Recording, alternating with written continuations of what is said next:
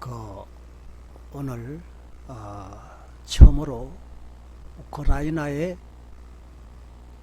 현지 민간인 장면을 보았습니다.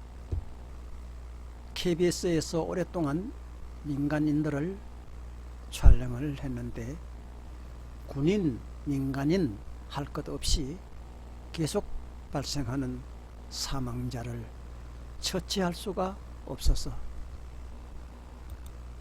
포크레인으로 땅을 길게 도랑을 파놓고 시체를 거기에 모두 비닐에 싸서 갖다가 버리는 장면을 보았습니다. 옛 영화에서나 본 듯한 장면들이고 부상자를 계속 실어 나르지만 의사부족으로 그저 죽었나 살았나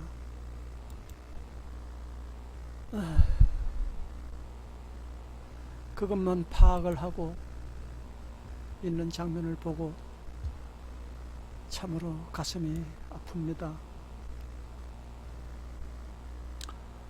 우리가 이같이 행복하게 사는 것이 결코 우연이 아니라는 걸 깨닫게 합니다.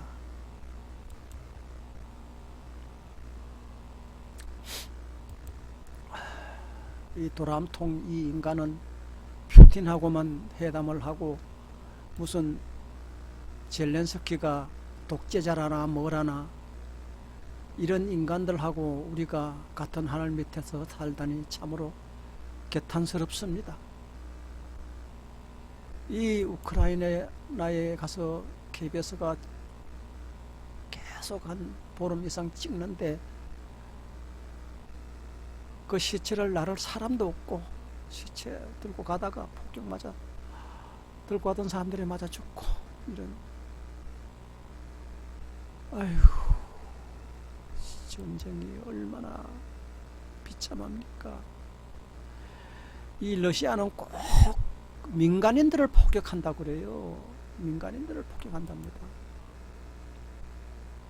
그리고 어느 지역에다 가면 병업부터 먼저 폭격을 한다 그래요. 이런 악질이 어디 있습니까? 이런 악질 공산주의자들. 김정은이나 푸틴이나 지금 세계 최악의 숭애들 아니에요. 그런 사람들 저들이 손잡고 지금 무슨 짓을 합니까? 참말로 어처구니가 없습니다. 실제로 이런 장면들을 보니까 더 어처구니가 없습니다. 우린 이미 6.25 때 충분히 쏟고 당해 보았습니다. 이 우크라이나 15일 이상 KBS가 촬영하는 이 장소 가는 곳마다 어디 하나 안정된 장소가 없고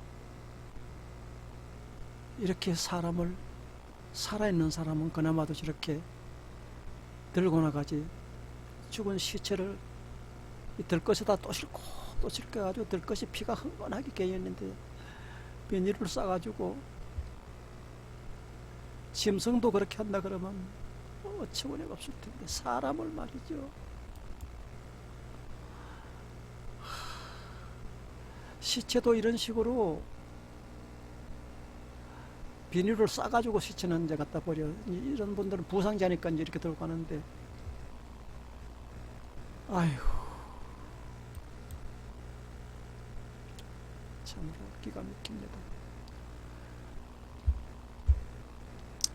주민들이 어디가 앉아서도 언제 어느 때 주민이 앉아있는 그 건물이 포사격에 떨어질지 몰라가지고 항상 자리에 앉아있는 자리가 안정이 안되고 불안과 공포 속에 사는 그분들 벌써 3년이 넘었잖아요. 안정된 장소라고는 그 어떤 곳에도 없는 곳, 그 전쟁이 있는 그런 나라 정말 비참합니다. 전쟁은 무서운 참사입니다.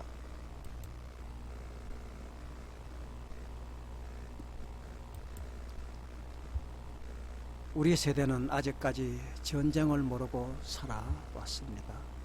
저도 일정 시대도 모르고 6.25도 겪지 않았습니다. 폭격이다, 나라 빼앗긴 그런 서러움 같은 거를 전혀 체험하지 못하고 이 나이까지 살아왔거든요. 근데 오늘 이 장면들을 보고 저는 가슴이 매우 아픕니다.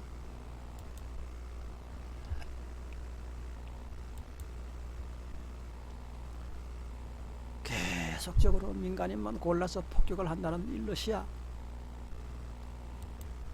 이미 우크라이나 백성들은 체념한 듯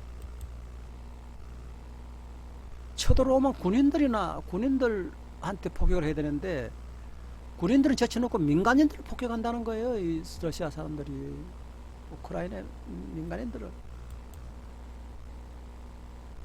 그래서 우리 우크라이나 사람 백성들은 이미 체념한 듯 논쟁할 대상도 값어치도 아니라는 것입니다.